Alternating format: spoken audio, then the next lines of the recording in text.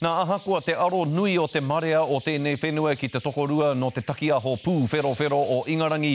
Hei tā etahi, ka mahue tā tātou kōkiri i a tātou kaupapa tinoranga tiratanga ki mua i a rāua. Kia mōhio ai rāua ki ngā pēhitanga ki te iwi Māori i roto i ngātau. Ko te mea miharo ke, kei tēnei whenua a Whiao Harry a rāua ko Tapairu Megan i te wā e whakanui ai tātou i te huritau o te waitohutanga o te whakaputanga. E huro ana te marea i te tainga mai o te whareariki o Ingarangi.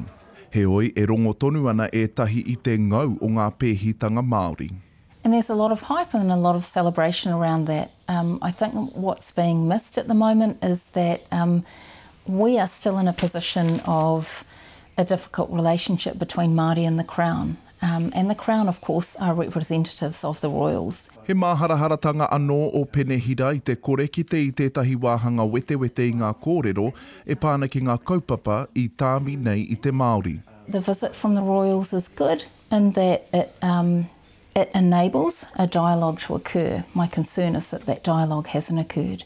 My concern is that the visiting royals haven't had the opportunity to talk with Māori who are at the forefront of treaty claims, who are at the forefront of trying to broker greater relationships between Māori and the Crown. Nō te wiki tonu nei i tū ai te rā whakamaumahara ki ngā pakanga o Aotearoa me te waitohutanga o te kawenata he whakaputanga. A hei tā Minita Calvin Davis e rua ngā rautaki hei whakanui i tēnei rā maumahara.